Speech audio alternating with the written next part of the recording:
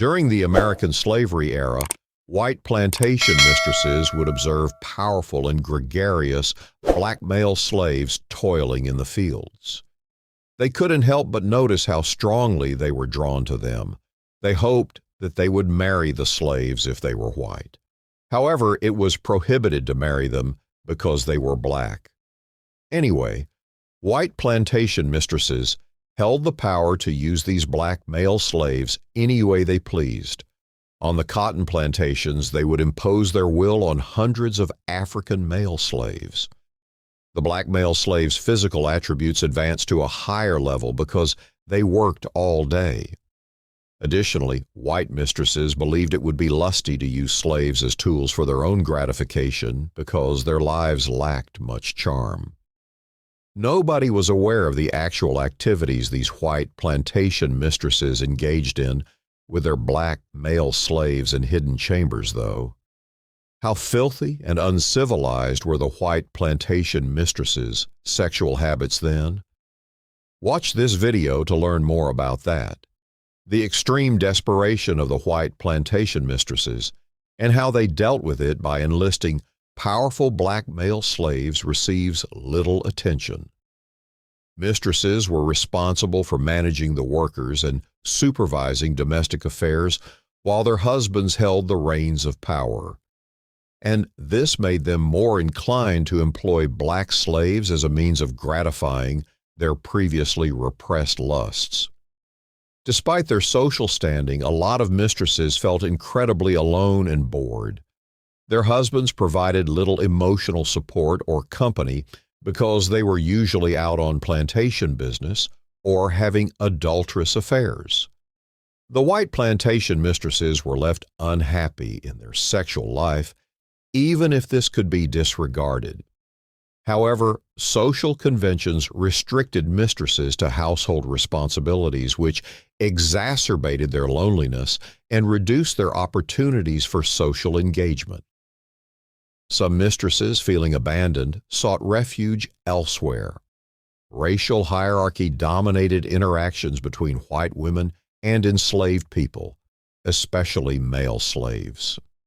Relationships between mistresses and black male slaves dissolved racial and social boundaries throughout the enslavement era.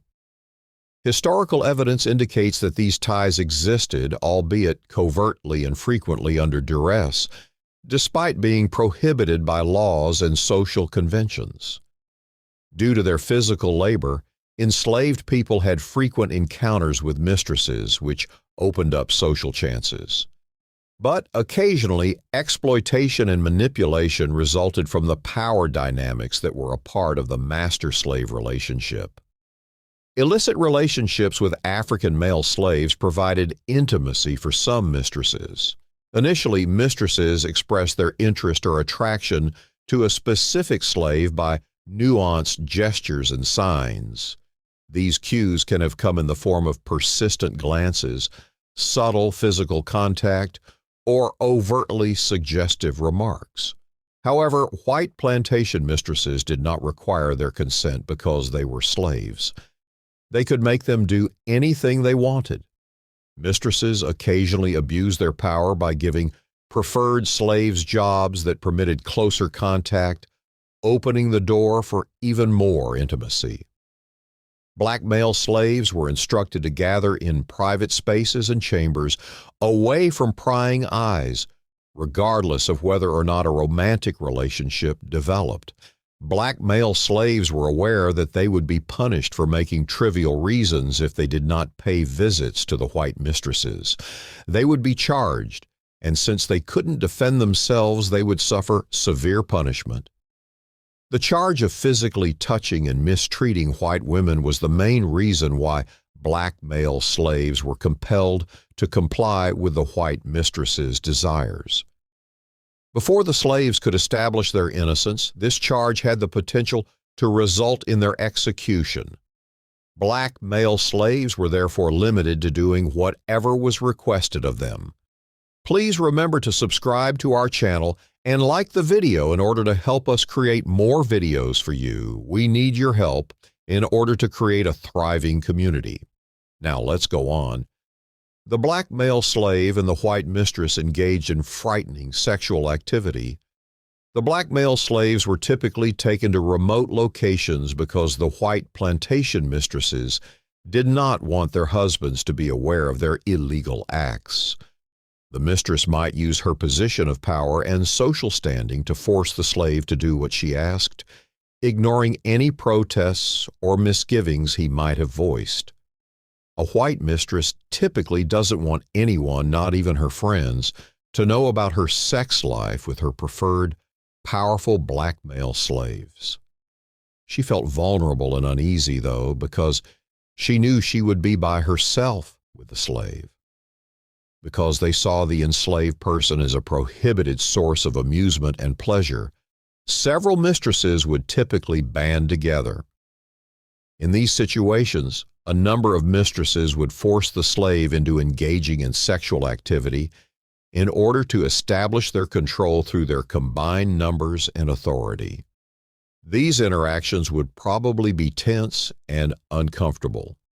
Being physically restrained and outnumbered, the enslaved person would be left defenseless and helpless.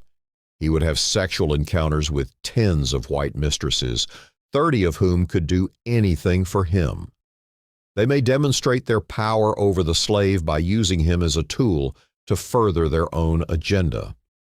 In order to further limit the slave's movement and strengthen their hold on him, the mistresses would occasionally choose to physically restrain him, such as by tying him to a bed or other piece of furniture. These illegal behaviors would take place in an environment characterized by fear, exploitation, and secrecy, with the enslaved person suffering the most from the psychological and physical effects of these interactions. Asking a black male slave to mimic her white husband is the least well-known thing a white plantation mistress would do to him. She was aware that the slave was afraid to do anything that would infuriate him and result in his punishment. But this dread got in the way of what the white mistress intended next.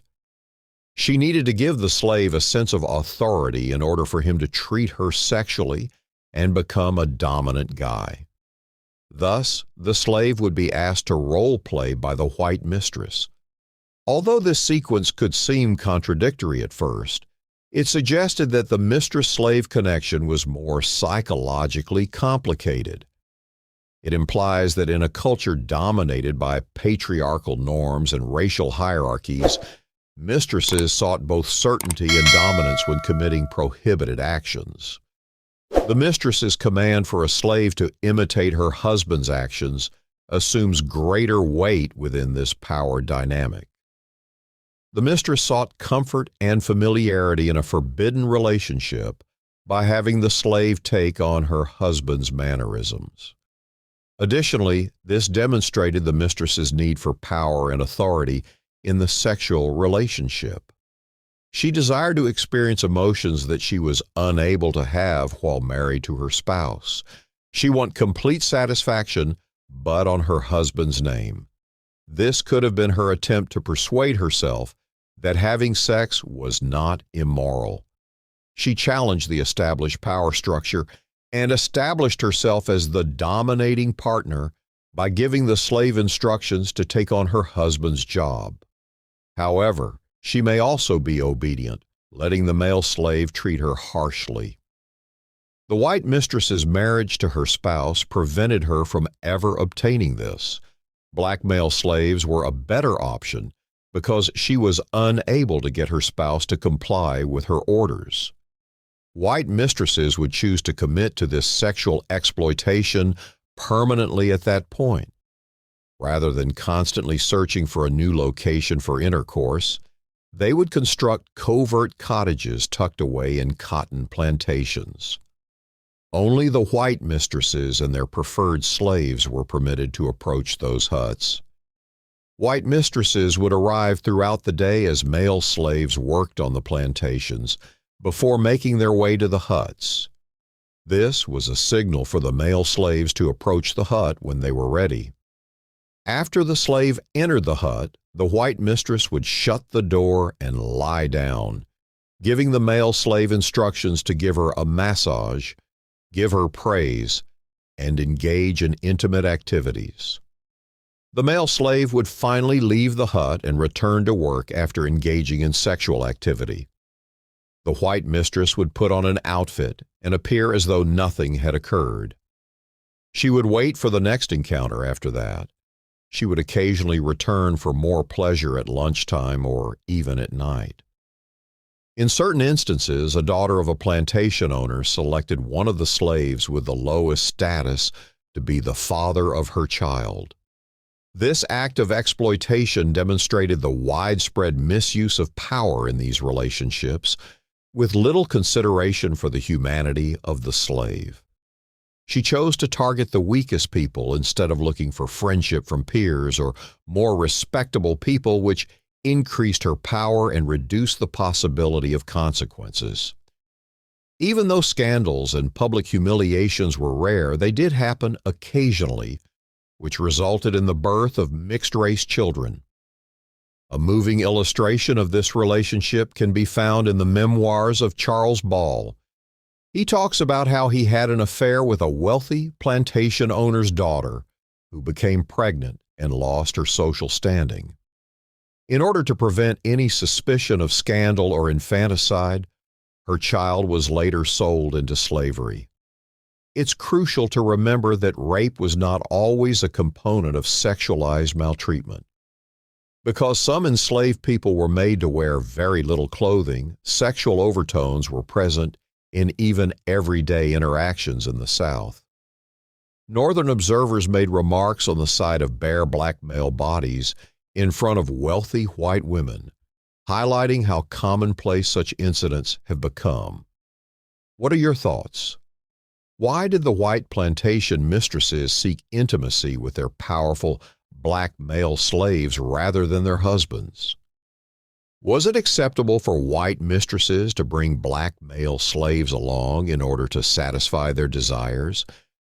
Tell us what you believe the black male slaves would have thought about being forced to have sex in the comment box just below.